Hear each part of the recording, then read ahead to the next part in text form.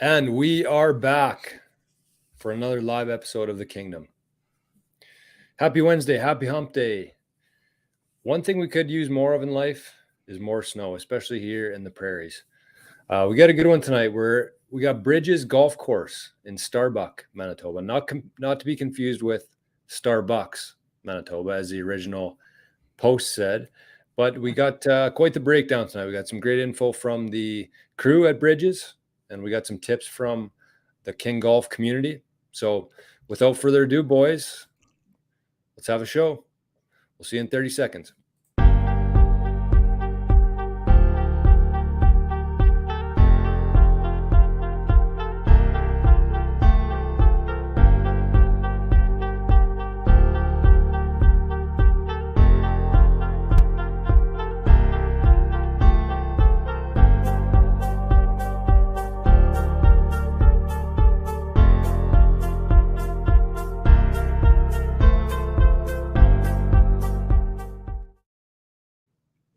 What is up, ladies and gentlemen? Welcome back to the Kingdom. As always, my name is Drums, and I'm joined by the brothers behind King Golf, Regan and Jordan Headley. As we always do, about this time, we're sending it up north to the Great White Beyond. See what's going on with our boy Reg. Reg, how you doing? Are you shoveled out of the snow? Are you storm stayed? What's happening up there? I'm lucky enough to have a neighbor who loves to snowblow my driveway, so I haven't had to do a whole lot during this snowstorm. Touch up around the front step and around the back step, but that's about it. It's been pretty easy that way. We are getting buried right now, though. Monday, every school in Mountain View is closed. Every road to and from Dauphin was closed. Right now, just checked 511 about half an hour ago. Every road leaving Dauphin's closed again. So we are blizzarded in again. Yeah, I don't know. I mean, we said the whole time when there was no snow near Christmas that we were going to pay eventually, and we're paying. Time to pay the piper. Yeah, time to pay the piper. Yeah. And Jor, how are you holding up out in Rossman, man? Top of the evening to you, ladies and gents. Glad to be back here. Well, let me tell you something, Drummy. It's not going great. I mean, it is going great. But if it snows like this again this winter, I'm going to barf and then barf again and then shit my pants. Apologies to anybody who happens to be watching from the Bridges community for that comment. I forgot that this was a local knowledge segment. But anyways, we have we got a new puppy. So we got a new puppy last podcast. The next day, I guess Bridge picked him up last Wednesday, brought him home Thursday, and it's been an absolute whirlwind ever since then. He's out here somewhere. I didn't lock him up in his cage, so he's sleeping somewhere, and he might make an appearance today, but we'll see what happens. If he does, we'll introduce him to everybody. His name is Arnie, King Arnie, and he's a rescue pup from a reserve in Saskatchewan. And he's pretty smart. He's a pretty smart fella for sure. You look at him, he doesn't look too smart, but he's a quick learner, loves being outside. He looks like a polar bear. And it's been a blast so far, but I've been looking after him all day today. So we're both a little bit drained, but it's good. It's the first dog I ever had, if you believe that or not. I've wanted one since age 10. But Reggie even won a putting contest, I think, in Rossman Lake hole 6 one time for a puppy that never showed up. So finally got it. 35 years later, finally got a dog. Aren't you allergic, or one of you allergic to dogs? Yeah, allergic. I pretty much just have to be careful not to pet him and then rub my eyes. I'm not deathly allergic to him, but he's been in the house for a week. He just kind of stays downstairs. We don't let him go upstairs to the bedroom. I just figured, that's where you sleep. You spend most of your time in the sleeping, sawing logs. So if I can get some fresh air up there during the night, all's good. So it's been pretty tough to train. He's only 10 weeks old. So trying to train a puppy when it's snowing, every time we go outside, there's a different amount of snow outside. And 35 years old. So 35 years. I haven't had a dog, but it's been good.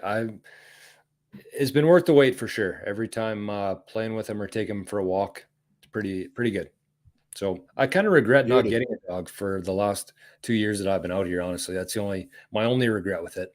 But it'll be nice to have Bridge here to kind of look after him as well. It's tough.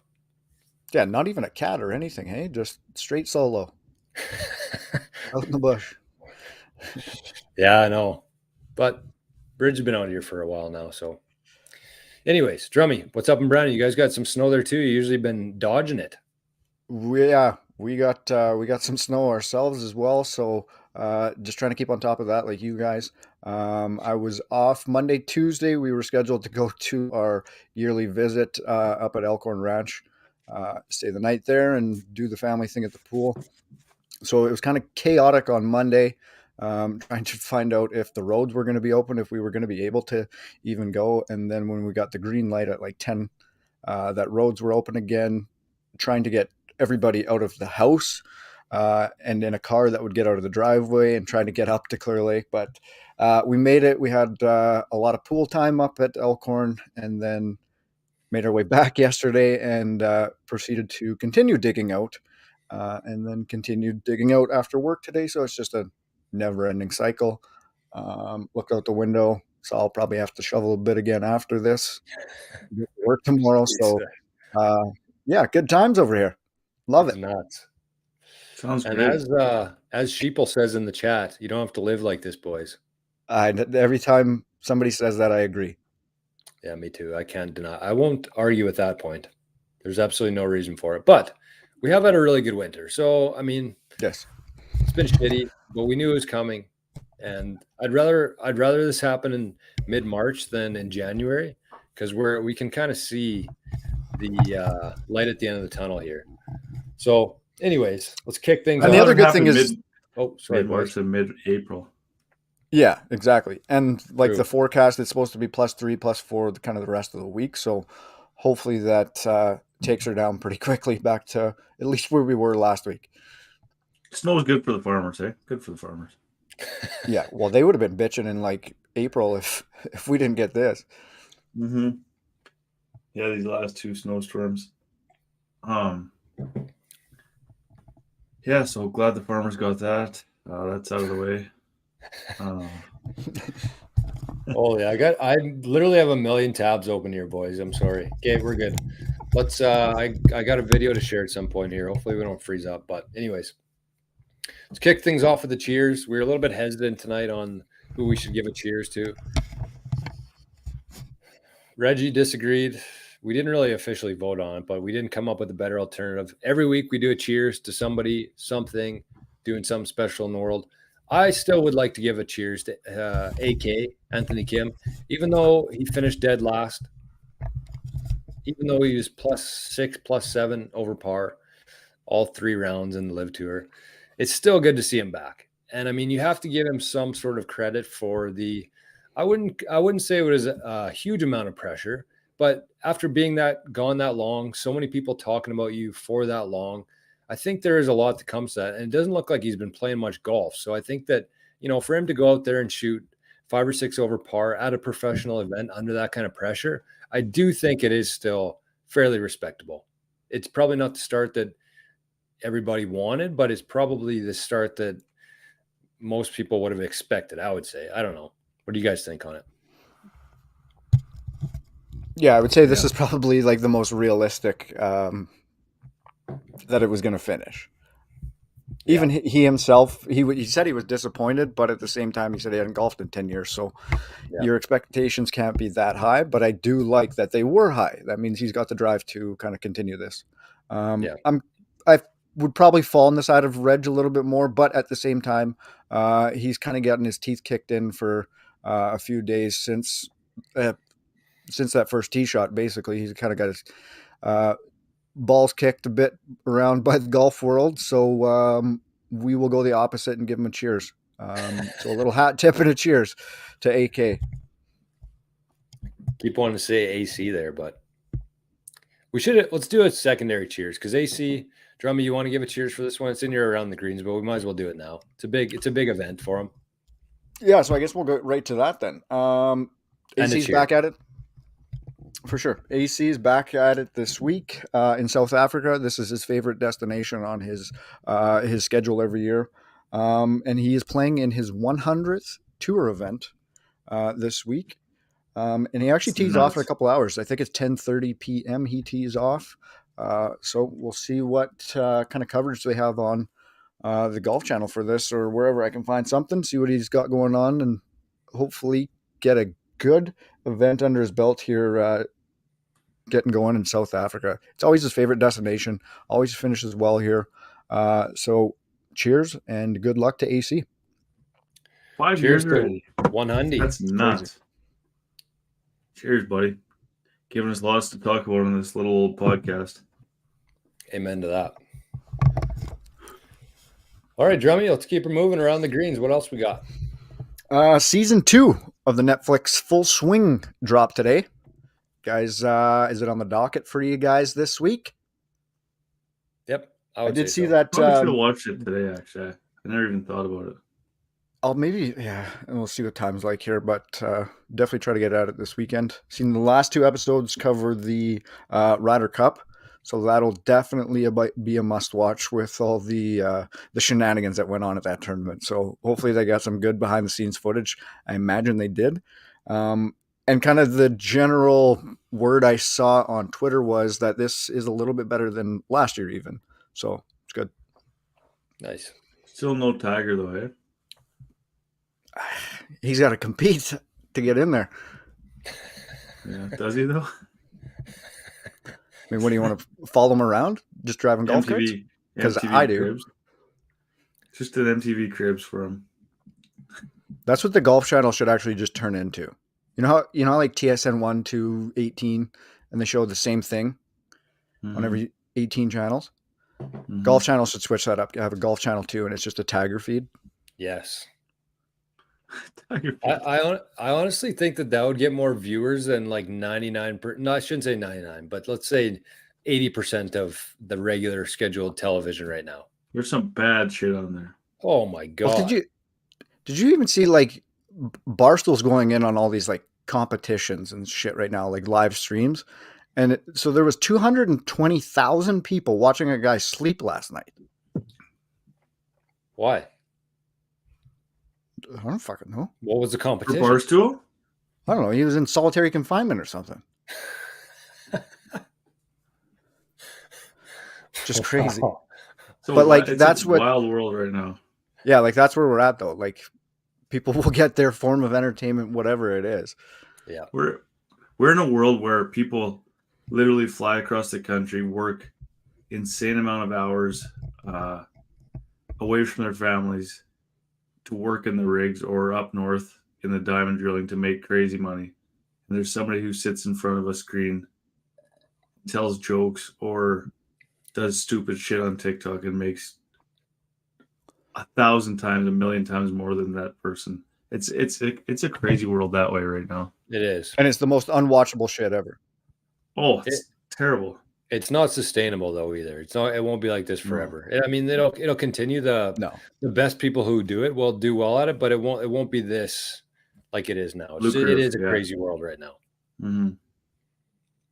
I did see a good comment kind of regarding around like the world of what media is now today, and it was Cam Newton, the old quarterback, and he was on Shaq's podcast, and he said like this is what media should be. Yeah, like, I agree with that. All due respect, if I want to talk to somebody about or hear somebody's comments about basketball, I'm going to go to Shaquille O'Neal. I'm not going to Stephen A. Smith. Yeah. Mm-hmm. Very true. So it's just continuing on with the trend that we're on with just people consuming their actual media in many, many, many different ways. Mm-hmm. And that'll continue. It'll get. I have a hard time believing that the mainstream news will be around much longer. They just all their money comes from the government. That's not sustainable at all. Like if you can't really around though anymore. No, but I mean they're still like taking our tax dollars to fund them. So yeah. At some point, it has to end. I think it's taking up our space. Yeah, you're right. But we'll bring her back to golf here. Liv informs its players that they will no longer be attempting to come to some kind of agreement with the official world golf rankings.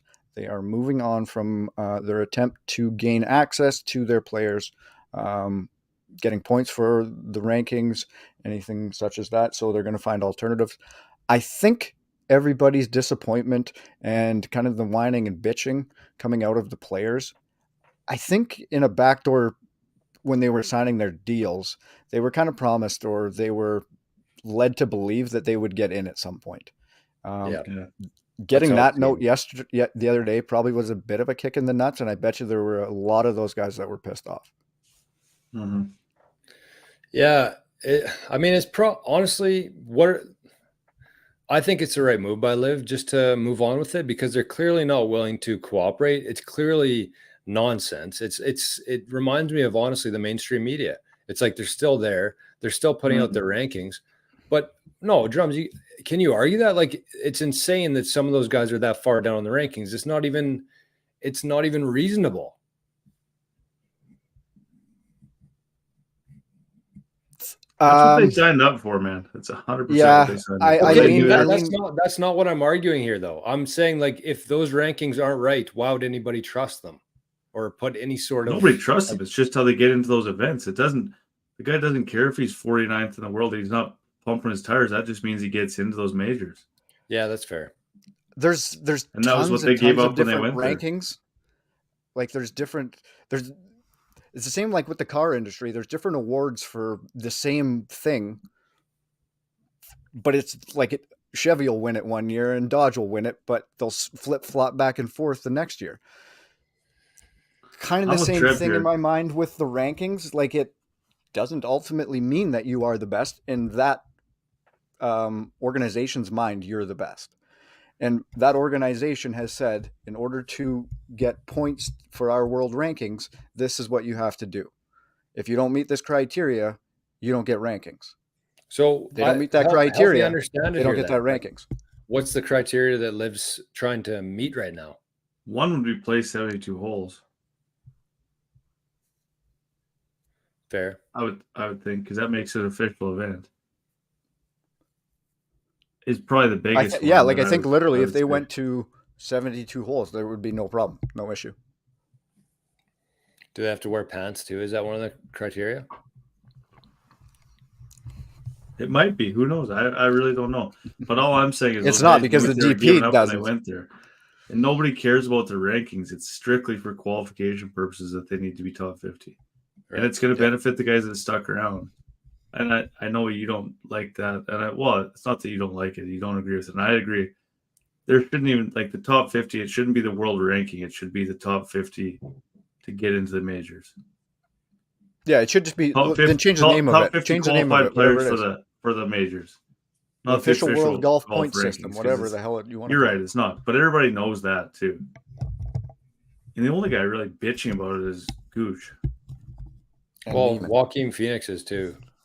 But he got in. Right, but Joaquin Phoenix is a joker. By special exemption. Yeah, but that'll happen too. If they're good enough. Gooch just needs to play better. I mean, they'll never play in the PGA Championship, but the British, the US, can still get exemptions, so they can still qualify. Yeah, exactly. Yeah, I don't want to play in the PGA Championship. So Trev says 72 holes, no qualifiers, no way to earn your way into Live, no cuts. That's fair. I just don't think that makes a golfer any less of a golfer just based on that criteria alone. That's just my opinion on it. I don't think just because you don't have a if you're qualifying to get into the event, you're probably not going to get into the Masters anyway. So it's like, okay. Well, are you? You're not. Not necessarily. No, cuts is a big thing. Is it? I guess. It would be. Holy. To me, this is just another. But on every other tour, they gain points from making cuts. If you don't have a cut and you're just guaranteed points, like that's not fair really either. Because you were handpicked to make all this money on this special tour, you get special treatment. I don't agree with that either. It's not a perfect system. It's not a good system either. No, that's kind of what I'm getting at. I'm not saying that like it's it's right or wrong. I'm saying the whole official world golf rankings is a crock of shit to begin with, based on what everything is right now, because things moved on without them, and they're still stuck in the way it was, and they're punishing the live for not cooperating with them. It's not reality. That's kind of what I'm saying. Right or wrong, it doesn't really matter. It's just not a reflective of the reality of who's the best golfers in the world. Yeah, but it is. Yeah, I don't know. I mean, It'd be it's the different if- only thing that there is in place to determine that placement. Right. Yep. So and that's what I'm saying. then- They're Then just the lagging behind on it. Saudis, yeah. So the Saudis will just get off their ass, pull out a couple wads of bills, and come up with something new. Yeah, that's kind of what I was getting at. It's like this is just another thing where they're everything's lagging behind of how fast things are moving, and eventually it'll catch up. It's kind of I mean, it's not unfair. Those guys, maybe if they were promised or not, it doesn't really matter. I think But that it has is- nothing. Like the world golf ranking doesn't give a shit what right. Three-Leg Greg was telling his Exactly. players, like he said. So it's not fair or not to them. That's just how it is. They were kind of told that to begin with. So I mean, there's nothing. I think it'd be different if they went into it like thinking that they jump tours, and as soon as they went over there, they would still get the world ranking points. They knew that was like a huge thing for a lot of those guys why they wouldn't go. So Right. now they've gone, and now they're bitching about not being able to get them, and it's like, and like you 1000% knew that's what was happening. Don't take all that money and don't go to this shortened schedule and talk about how good it is, and then you can't get into the top 50, get into majors, and now you're upset about it. Like, what are we doing here? Like, it's not. I don't know. Yeah, no, I'm agreeing with you there. I'm just saying that the rankings themselves they're not a reflection of where things are actually at. Like if you're trying to tell me that Joaquin Phoenix is, what is he, 75th in the world? Like he would probably, It's Neiman. or yeah. Phoenix is the actor. Phoenix is the Joker.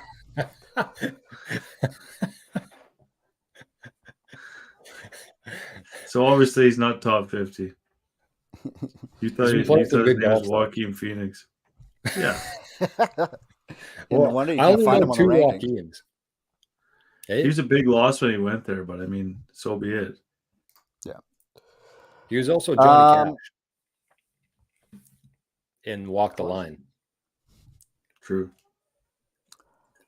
Last thing to touch on the AK, 76, 74, or sorry, 276 and a 74 to shoot plus 16.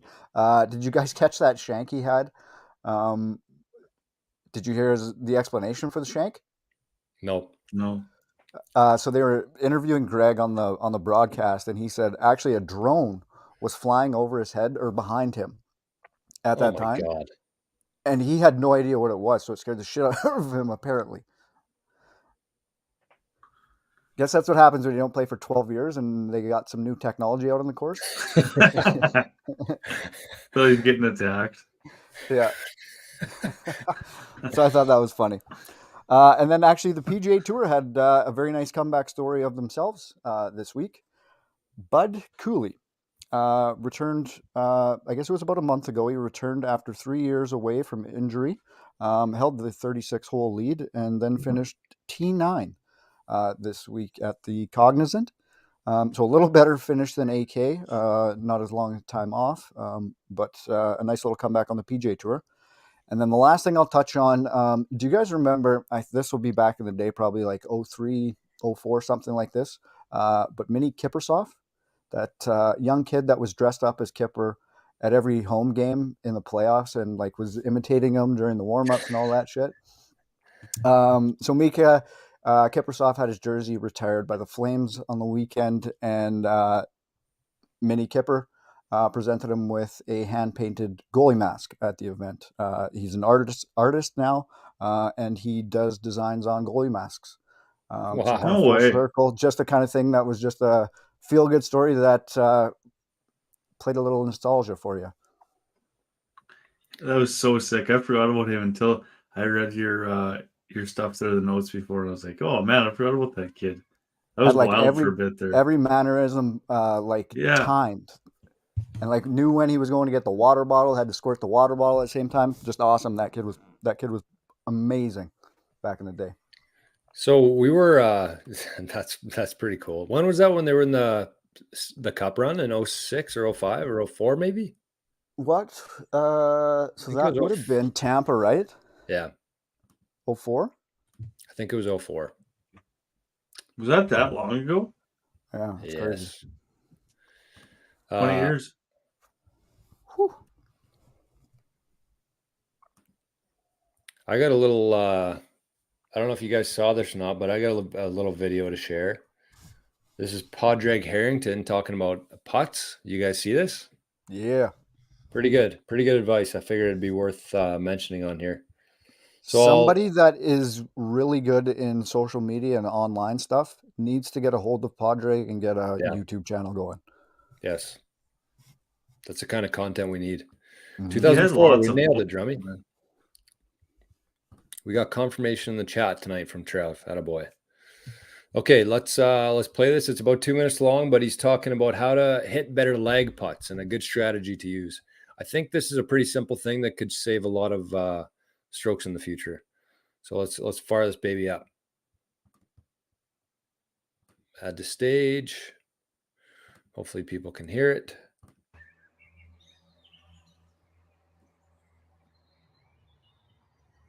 Okay, I've hit a nice putt there.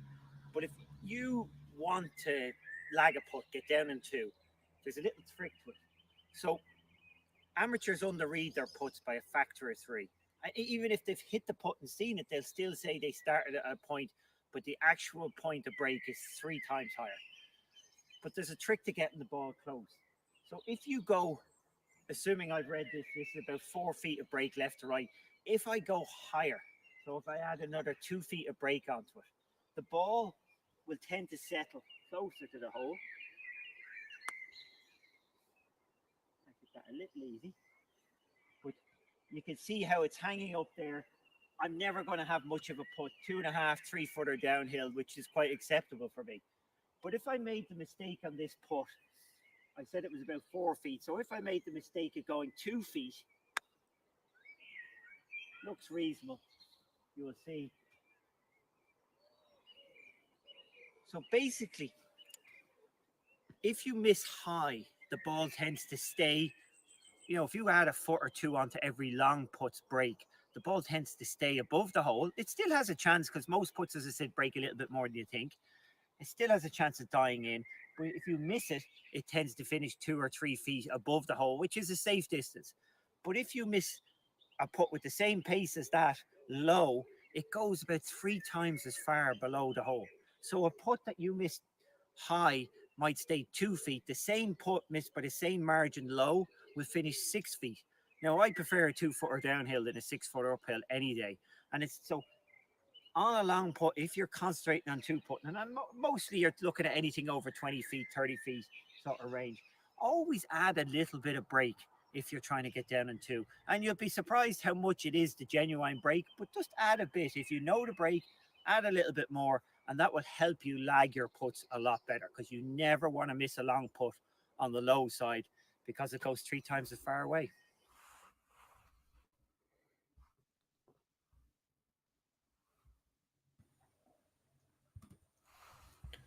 Pretty good stuff. Pretty damn good stuff, yeah. I'll He's say. a beauty. How sick is that dog in the background, too, just rolling around? He had a ball in his mouth, eh? Kind of a distraction. My only issue is, and this is my ADHD, is every Drums, you time. gotta change your mic. Sorry. Sorry. I was going to say the only issue I ever have with him is every time he talks, my ADHD just starts immediately trying to imitate his accent. So I have to watch the video like 3 or 4 times to actually get everything he's saying. So Yeah. the request would be to put subtitles on his shit from here on out.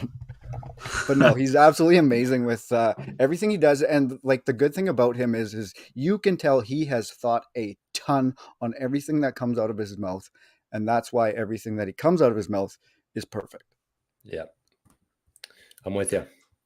There are kind of the only argument that I would have on that is that there are certain putts that the break is pretty large, and if you get it up on a spot, it is going to gain more speed going downhill. That's like I'm just thinking like 3 at Gilbert or like 10 or even 2. Like if you try to overread them, like they're going to gain more speed going down the hill, and then I feel like they'd end up further, but I don't know that for sure. But again, it's more of a generalized generalized thing, tip. for sure. It's a more of a generalized tip. Yeah. Okay, well And that it does is, go everything we were taught, like growing up. It was always okay. Leave it on the low side so you can have the uphill. uphill. Yeah. Yeah. Okay. That's good shit. We're exactly half an hour into this, exactly how we planned it. Let's get to Bridges. Talk about professionals over here. Bridges Golf Course, Drummy. Tell us about it. Right off. Okay, Bridges. Bridges Golf Course is a par 72, 7,088 yard, located in Starbuck, Manitoba.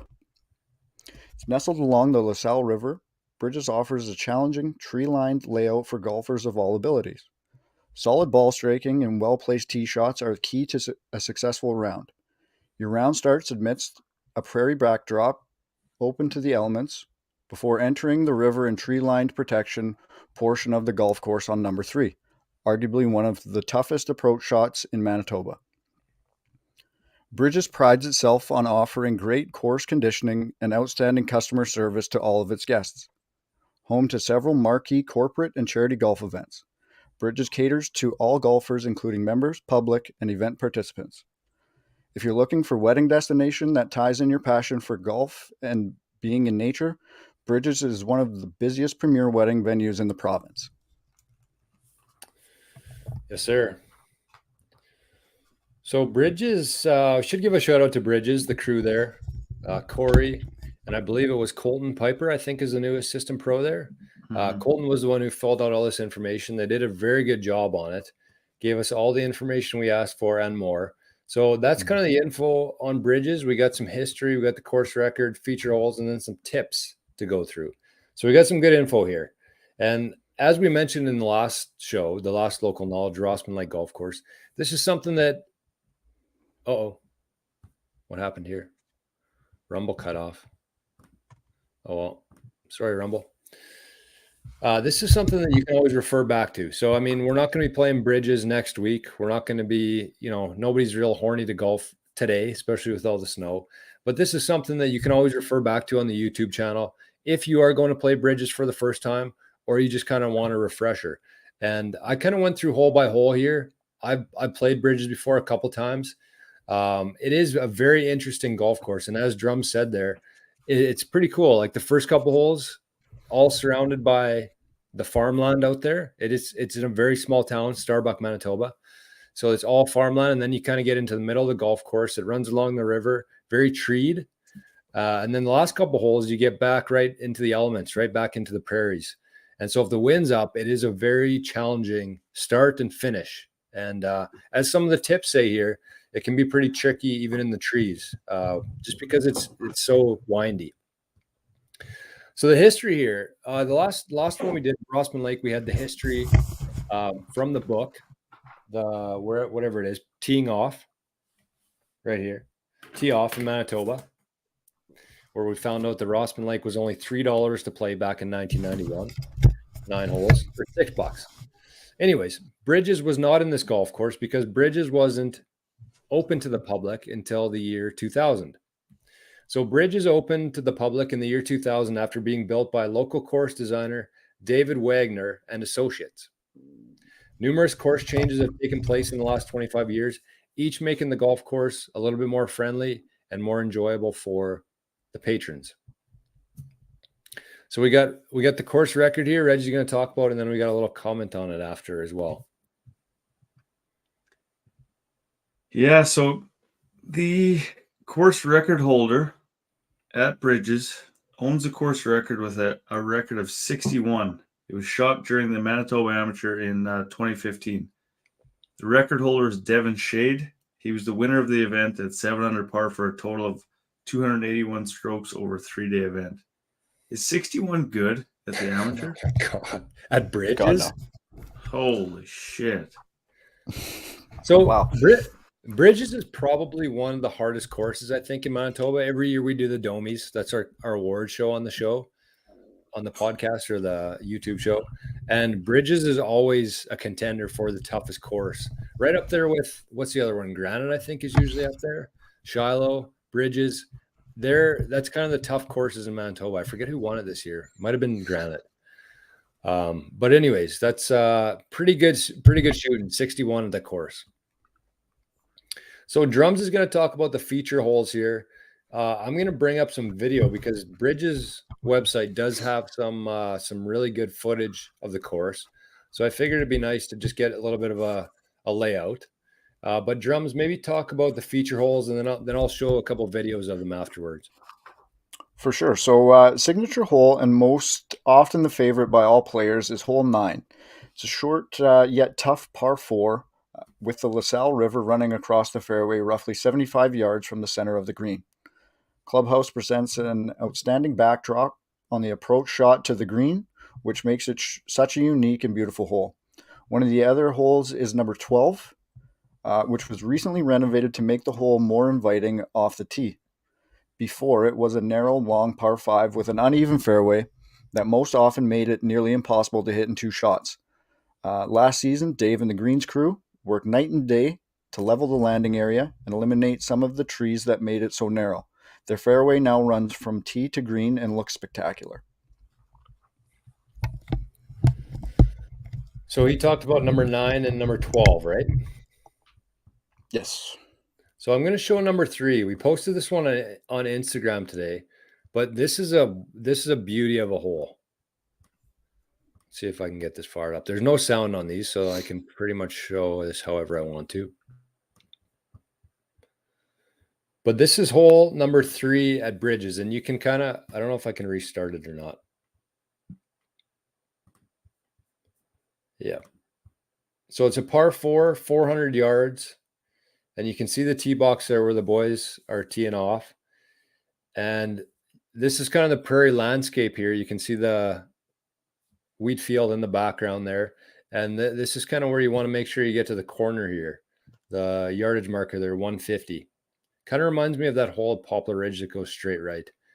But this one's pretty tricky. You can see the river running through there. There's a nice little bridge there. A lot of the bridges have those housing cases over them, or like some shelter going across it. But this green is incredibly tough to hit. It's all elevated. You can see that guy walking alongside the green there on the left side.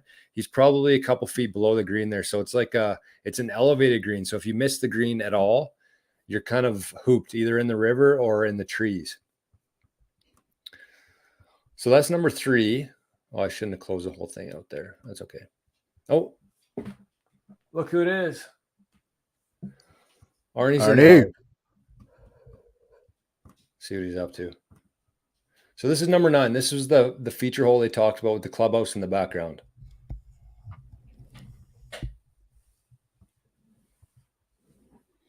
So what was this one? This one's a par 4 as well, I believe. Yep. I think you can get it to the river with a good drive. Couple bunkers there, making sure you don't they cut it off early there. That's okay. Oh. But you can see the clubhouse there in the background. This is one of the holes that I did remember playing for sure. It is a pretty beautiful hole. So this is the 9th clubhouse. You can see the bridge there as well, covered bridge. Tons of bridges. That's obviously why it's called Bridges, but makes sense. So that's number 9. Massive clubhouse. Oh, hey? Yeah.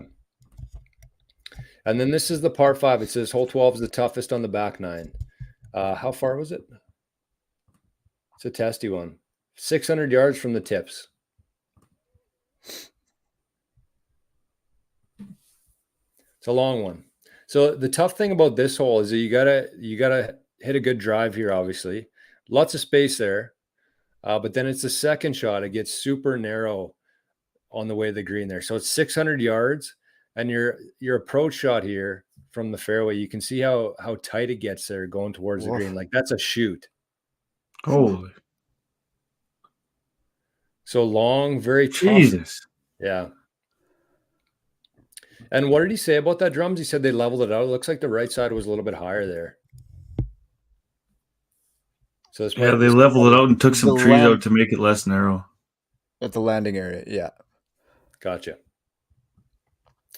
So, and Hmm. then there's some comments in the chat, or not in the chat, from the comments on Instagram about hole 16. So it says hole 16 has lots of room to hit the fairway, or if you dare, you can hit the ball over the corner of the dog leg directly at the green. It's about a 300-yard carry over the water to the green. So in most cases, playing on the fairway would be advisable. So this is the 16th hole. Who's hitting 300-yard carries around here? Well, Woof. this is out in the field. So if the wind's going that way, I'm sure that would give a little bit of a boost there. But you can see how big of a dog leg that is. The fairway goes past the green. Oh, yeah. I understand it's their own video, but the course looks unbelievably maintained. Yeah. They picked a cool day to do it. Like there's golfers out there, the maintenance crews out cutting the grass, and the lines they must have got a stern warning to make sure all the lines are straight because the drone's coming out today. But yeah, and you're absolutely right, Drums. That's one thing I noticed in where was the other video that they were cutting the grass?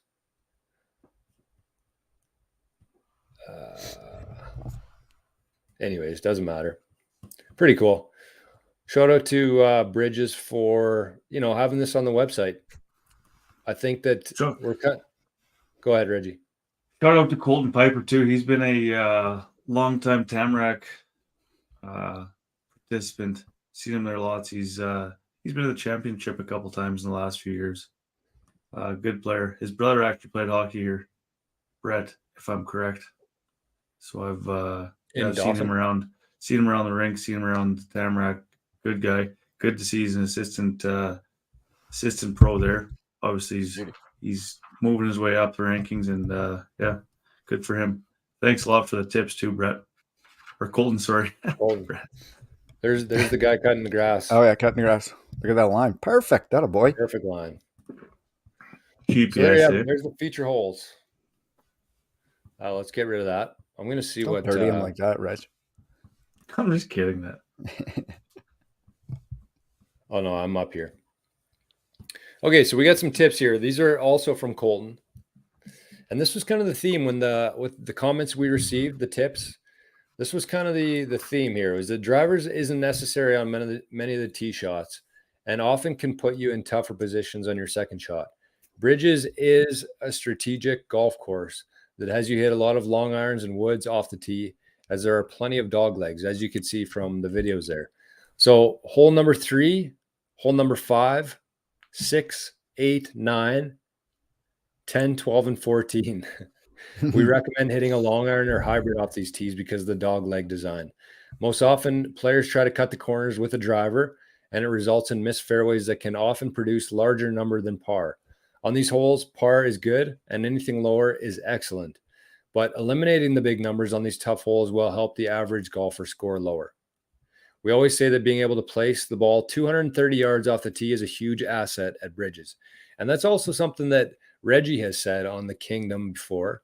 If you can find a golf club, whatever it is, your driver, 3-wood, long iron, 220, 230 yards, you're going to put yourself in a lot of good positions in golf. So pretty good tips there. Those were from Colton. And now we got the Instagram tips that are pretty good. So Reggie's going to talk about them. I'm going to try to get Arnie in here if we can. It's funny that you said that last line about if you have the club to get to 230 yards. I was just going to say if you had a club that could get you to 230 yards all the time, you'd be damn good on a lot of golf courses, man. Why 230? Because that's a pretty specific number that's come up a lot. Do you think that was probably the average for back in the day when a lot of these courses were designed? Oh, maybe, hey? So that was what the intended target would be? Makes sense. I've always just kind of done 230 because it's like a yardage where you're still close enough that you can have a chance at birdie, but you're kind of not in control, so you're not going to get into trouble.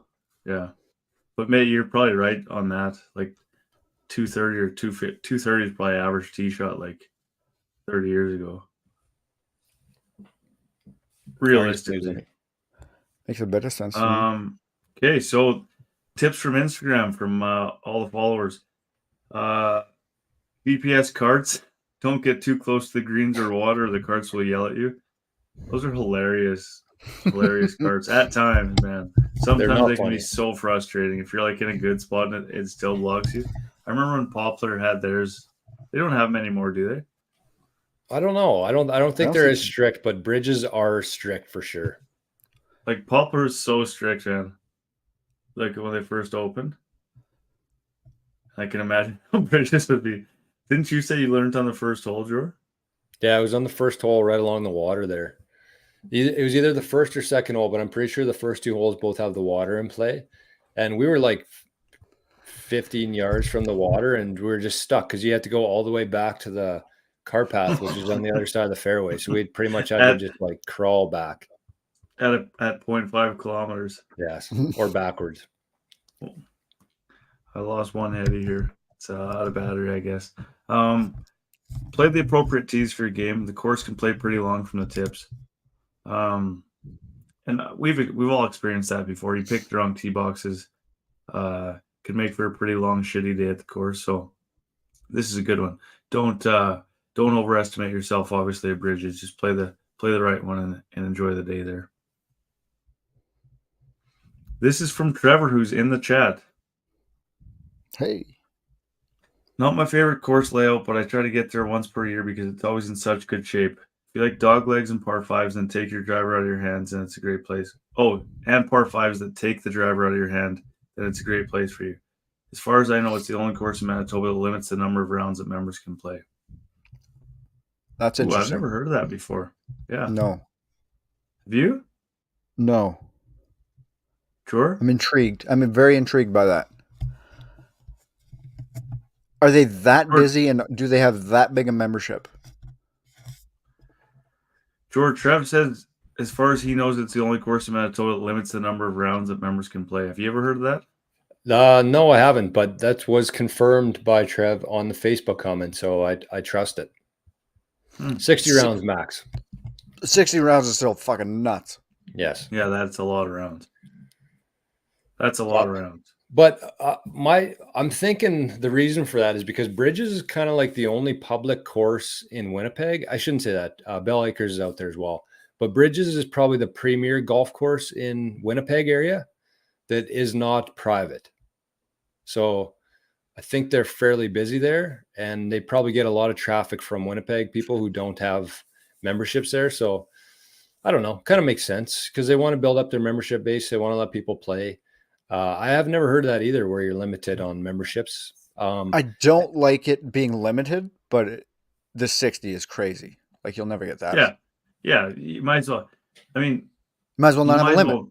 At that point, you might as well not limit it. And some of the golf courses, like, I mean, even Weed City has limits on their memberships, like, unless you get like an unrestricted one. But like, there are tiers. Yeah. True enough. I'll take that back a bit. Like, you can only play after noon or something. Yeah, but you still no limit on rounds. That's what he's saying. Limit on. I've never seen somebody actually like be reprimanded from that. Like, no, you gotta intermediate membership. You can't play till 3 p.m. Oh, I'm pretty sure they do. I've never seen it, but it could happen. I think that as golf continues to grow, this probably will become more of a common thing. I think. 60 rounds a shitload in 4 months. Right. Yeah, I'm not mad at that. You're playing every second day at that point. And so they would have had to factor in how many people they expect to come, from the area, maybe how many members they have. Maybe they have a very large membership base. And I mean, logistically, if you can't even squeeze in the amount of rounds for every member, then you have to have some sort of restriction on it. So it's interesting. And Trev's right. A lot of golf for us, but like for the retired guys, like those guys at Wheat City play every day, I'm pretty sure. Shiloh, those older guys, retired guys play every morning. So that's at least, 120 rounds probably would be an issue for them. But they're retired. They can go somewhere else. They got lots of time. Agreed. Hole number 3, as mentioned by I'm getting Brett and Colton mixed up, but as mentioned by Colton in his comments, He said it's one of the toughest holes, toughest approaches, right? In Yeah. Manitoba, he said. Yeah. So hole 3 is one of the toughest par 4s in Manitoba. From holes 4 through 8, the trees are thick, and you get turned around and forget where the wind is coming from until it gets above the trees. That's playing in Gilbert on the front 9. That's a very tough way to play golf, man. Gilbert's a very tough 9 to play in wind, and I'm guessing this is the same way. And you get so spun around that you don't really know. And then you try to think back to the last time that you felt wind out in the open, and you try to like compare that hole to where it is. Yeah. It's a non-committal way to play the hole. It's tough, eh? Yeah. Yep. I think that for professionals, they have that stuff dialed in pretty well. And even they Mhm. struggle with it. They got a caddy there, they got the wind direction, they got a better measurement system. Amateurs have no idea. They get spun around. This is not something that's a real priority for a lot of amateur golfers. Not only not a priority, but not a skill that people have in terms of reading the wind and where it is. So I could see that being very tough, especially when you're It going does back make and it forth very hard, man. Yeah. circles. So And then all of a sudden the ball gets above the trees, and you're like, yeah, yeah. it's going that way. And that was from who? From Tim Knight. Tim Knight. Yeah. Okay, just to go back to the 60 rounds, average season, if you're starting in middle of May, you're every third day you can golf. Yeah, it's not very much. Yeah, no, I want to jack it up more now. Give me Do you 80. think do you think it also plays a factor how many, it was mentioned in the course description, how many corporate events they have, that they don't really have that many available tee times because those take up a lot of the Yeah, great point. front times as well? That would make sense. Because I feel like every time I'm at Bridges, or I've only been there 3 times, but it's been for a wedding, and there's always been a golf tournament on when I've been there at the wedding. So For sure. So if they got 25 tournaments a year, there's 25 days off your potential. Like that's just cutting it back. Yeah. I'd be sorry, Drummy. sorry. I was just gonna say I'd be curious to see what like the membership says about that, because I don't know. I kind of feel like that's not that big of an issue, and I'm not like saying it's not to Right. like for Trev to bring up. Yeah. It's because I've never heard of that either. Right. I'm And also I'm sure if like the members got to like 61 rounds or 60 rounds in like Yeah. September, they're not going to say no, sorry. There's like 30 tee times today, but you can't go out. Sorry. Right. I was just gonna say that there's nobody that's like gonna be the guy that, say there is a guy that they're trying to limit, he's not gonna know how many rounds Joe Blow played. So like if you're like in good standing with the guys there, they're probably not cutting you off at 60 ever. It's probably just like a guideline to make guys not go every day and maybe go play some other golf. Yeah. Yeah. And there's a ton out there too, so they shouldn't have any issues with that. I think Bridges is actually pretty close to Scotswood course. Pretty sure. Mhm. Both on the number 2 highway. Ches said King Cup venue. I don't think we're going to move away from Oak Island until they make us. Mhm. Chezzy, I also got to get driven home after that thing, so I don't need to be coming from Winnipeg. True words. Next one is from Drake from Golf Highway. Only played there once and had a blast. What a great track. Be prepared to put the driver away. So that's another common theme, eh? Yeah. No drivers. There's courses like that. Like, I mean, an example of that would be Kenosi and White Bear. Like White Bear is very similar to that. I still love the White Bear golf course. Like it's also another course that's very well maintained, has some cool holes, some cool views. I mean, you don't need to. It's a nice change sometimes. I'll just say that it's a refreshing change instead of just going out there and hitting the driver as hard as you can. Like it's a little bit more Strategic. stressful, annoying, but it's at the same time, it's like that's what golf's about. You want to kind of get some variety in there. Mm-hmm. Yeah, like lots of people actually, and I don't mean to keep bringing Gilbert into it. It's just it seems like this course is actually quite comparable because there's probably only really like 4 or 5 driver holes on the whole course of Gilbert, or even less. You know what I Yeah. mean? Fair So enough. Yeah. unless you play there all the time, then you can find the spots to hit the drivers. But yeah, lots But I of people. mean, like, That's a big complaint for people like Gilbert, and but that's honestly, also that's how. one. Sorry, I was just gonna say, like, that's also how well-designed golf courses in the prairies have to be shaped and designed. Definitely. Otherwise, they're Yeah, just going to not be a just a goat bomber's track, and course. nobody's going to Yep. care. So yeah, 100%. Yep, I agree. Hole 16, we touched on this over on the flyovers. Jor went there and showed us how it is. This is from Jake Breezebois. If you can hit a bomb, go over the trees on the left. There's an opening before the green. So, yeah, that's exactly what we saw on the flyover there. Sorry. That's all right. Arnie was in the house. He's gone now. I might have to go on mute here and rail him back in. But anyway, sorry, Reggie. No, we already had a chat about hole 16, so I think we covered that in the flyovers. But yeah, next one's probably actually. You know what? I want to save this one for last. So I'm guessing this Dylan Prive says don't play yellow ball on hole 2. I'm guessing it coincides with the driving range, or is it a driving range? Oh, I was thinking maybe they had canola planted when he played there or something. Oh yeah. In the field. Oh, maybe. Yeah, that makes sense too. I thought maybe a range with yellow balls and get them mixed up. I don't think there's a range out there because it's a dog leg to the right, and on the left side is the fields. Canola field. Good idea. So, good. Yeah. Trev says canola field. So that's only at a certain time of the season. Get to the corner on 3 and don't miss the green, LOL, says Kevin Slobodian. We saw what happens on that green. Runs off into the river there. Looks like a dangerous green. Missing left. Drums, that wouldn't set up good for a draw for you. Running off that. Have you played bridges? No. I have not, and I went like Jory. I went through a few flyovers and agreed. I would not be hitting a lot of drivers on that golf course.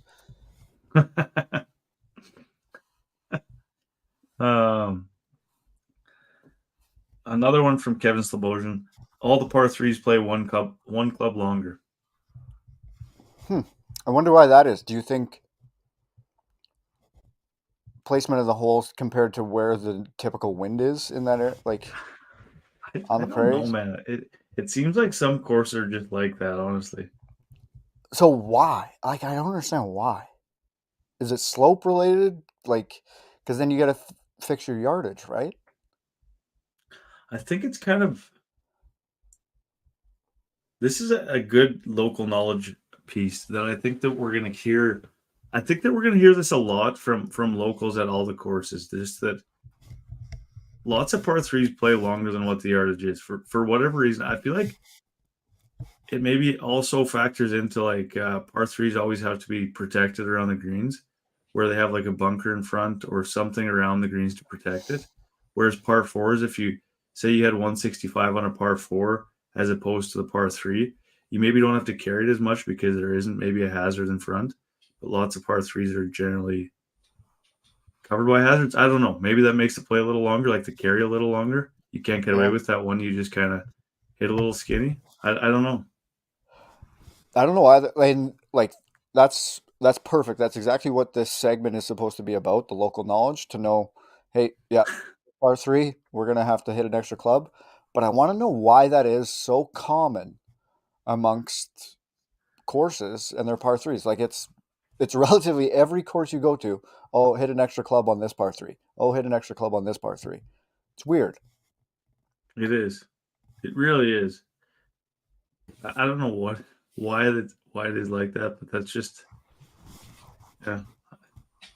George, do you have any input on that?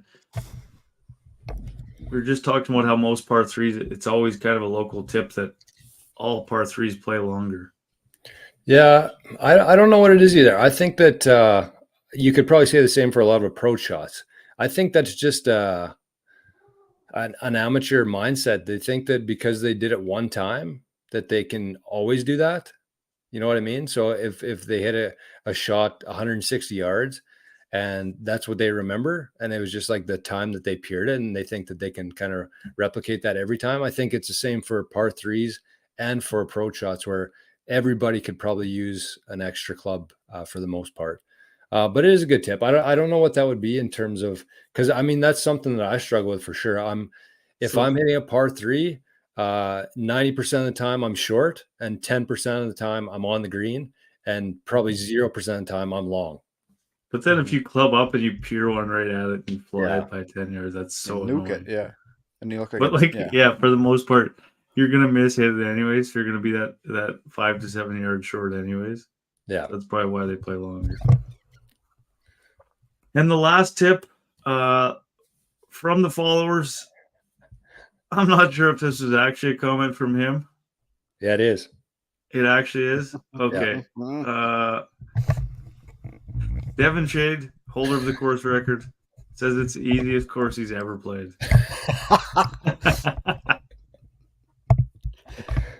That's good stuff. That's what we want. That's the kind of stuff we want here. That's a good way to wrap it up. I don't know how many other course records we'll have where the people actually follow King Golf and can have a similar comment to that. Pretty cool. I mean, big shout out for 61 comment too. Pretty funny. Good way to end the show on Bridges. Like you said, I think that Bridges is a challenge for a lot of golfers. I think that if you are the Prairie Scratch Tour has had events there. There's a bunch of amateur events that have been at Bridges before. It's a challenge. And so if you're looking for something that's a little bit different in terms of a golf course, it's got the prairie vibe to it, also the trees kind of halfway through the course and into the back nine. But it is tough. So if you're looking for a challenge this summer, I think that Bridges, just looking at those flyovers, I got really excited to get back there again. Just because, you play a course once and you don't really know what you would have done differently. It's always easier to look backwards, but now kind of looking at the footage and stuff, I think that it would be a good way to spend a day sometime in Winnipeg. So I'm definitely going to get back to Bridges in the near future and try to do a little bit better. I do remember I was humbled big time by Bridges last time I played there. So absolutely, like we said earlier, even just the maintenance and the upkeep of the course and the look of it from the photos and the flyovers, like George said, that is ample excuse to give you a reason to go check out Bridges. So check out just go check out their socials, their website. You're going to find a reason to go check out Bridges from everything they post. Yeah, no doubt. And they do pretty good on the socials too. Do a good job. They got lots of events happening there all summer. And it is on this side of Winnipeg. Starbucks a lot closer to. You don't have to drive on the other side of Winnipeg like you do for some of the other courses. So it's a nice, easy getaway for anybody in Brandon or in the Westman area. Dad says, nice to see Arns make a cameo appearance. Bit of a struggle. I tried calling him in here a couple times. He was fast asleep, but then he had to take a whiz. So it seems like he's back roaming around. But anyways, let's wrap up the show, because last year I think it was the summer showdown that was at Bridges. Jesus. And so we'll wrap up the show with the Fix Your Divot, which is sponsored by the Prairie Scratch Tour. And I got a new ad read for you this week. So let's hear it. Let's hear it, Jor. Tonight's segment of Fix Your Divots is brought to you by the Prairie Scratch Tour.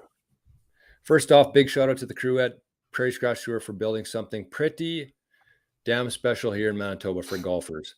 And secondly, for sponsoring this segment. The purpose of Fix Your Divots is not to bitch about other golfers on the course, but rather to point them out. Point out the pet peeves, and just in case someone hears this and realizes that it pisses other people off, maybe they'll refrain from doing so.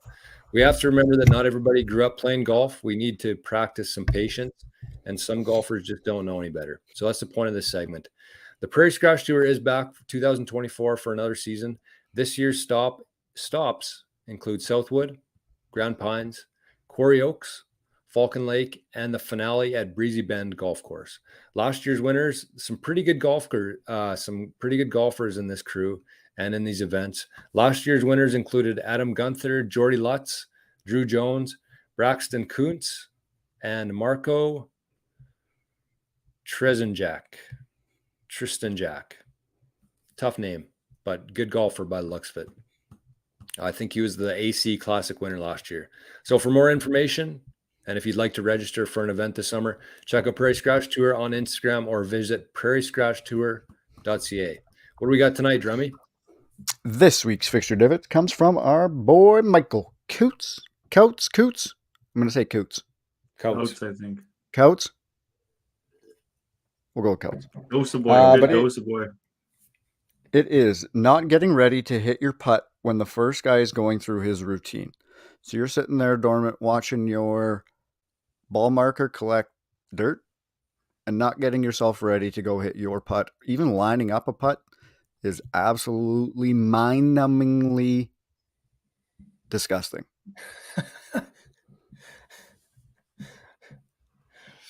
I think that this is something else too. People just get too wrapped up in everything that's going on. They kind of, it's one thing to be conscious of other golfers on the green, but you still have to get ready for your shot. Like you have to be respectable in terms of not walking around too much while other guys are putting. But while they're getting ready for their putt, while they're lining up their ball, you can kind of be checking out your different angles. Don't wait until it's your turn to read the ball from 3 sides of the hole and go through your whole routine. Kind of have that ready to go when it's your turn. You can do that, but you just might not have golf partners for too long if you do that. That's one of the most annoying things in the history of golf. Like the guy that waits for everybody to putt out until it's his turn and then goes through the whole walk around the green to read his putt. And we got another 2 Could have minutes. been doing that for the last 5 minutes, man. Like, what are we doing here? Yeah. So annoying. That adds so much time, man. And to watch a guy do that at like the group on the fairway behind watching the guy do that is like, oh, that's the worst part. That's even worse than if you're in the group with the guy. If you got to watch this jackass pull that off, mm-hmm. It's kind of the same for every shot though too, right? Like if you're waiting for somebody to hit their shots on the fairway, what did you say, Drummy? The heads up. If your other guys are playing their balls in the fairway, like you can go through, you can get your yardage. Don't wait until it's your turn to start doing everything like that while being respectful, right? Like you don't need to be moving around and stuff while other people are hitting. But yeah. So big shout out to Prairie Scratch Tour and to Michael Coates for sending that in. So let's wrap things up. Arnie's getting a little scrambly here. So shout out to one Arnie. last thing. Oh, go ahead. Oh, no, go ahead, George. Give the shout out to Arnie. No, I was just going to say shout out to Arnie for being a good boy tonight and today, sleeping through the majority of the pod. And to Bridges, to Colton Piper for the great info there. And to everybody who sent in some tips. That's kind of the whole idea of these local knowledge segments is we want people who have played the courses or are from that course. And as we move along here, there's going to be more local, I think, closer to here and members that can get involved with this. But we had a good turnout tonight. So shout out to everybody who sent in some info for us. Yeah, I was just going to say, I got that sauna last week. It came on because I think on Wednesday I was in shambles, right? The guy wasn't answering. Yeah, you were a mess. You're a mess. Yeah. And then he answered me on Thursday. Ended up getting it delivered on Friday. And set it up Friday. It took like 20 minutes to set up. Unreal. And it has been an absolute game changer. Holy man. Yeah, I'm pretty jealous. I got up at 6 the last 2 mornings to go in there because it's just like the best way to start the day, honestly. And do you do it, cold plunge, shower type thing? We don't have the cold plunge set up in the winter because it would freeze. We don't have one inside. But gotcha. I worked out the last 2 mornings and then went in there. Ooh, Reggie's on fire. It's been a game changer, honestly. Brand new Reg. No, I wouldn't say yet, but working on it. Different. There's a bit of sweat in that sauna on Monday after the Bonspiel. And it was a lot of booze. Yeah, I filled up 2 bottles of Corona. Jesus. Okay, we're out of here. We only that's it. We had a good show this week. We did our local knowledge. We only had a couple name mishaps. We had some Neiman Phoenix mishaps, some Brett Brett Colton mishaps. But we got through it, boys. Yep. Great show. Thank you to everybody who came and watched, hung out with us. We will see you next week, as we always do. But that's it. We're out for this week. Everybody go check out Bridges. As soon as you can, book your tea time with them this year. That's it. We're out of here. Love you, boys. Peace out. Later. See you, fellas. Love you, fellas.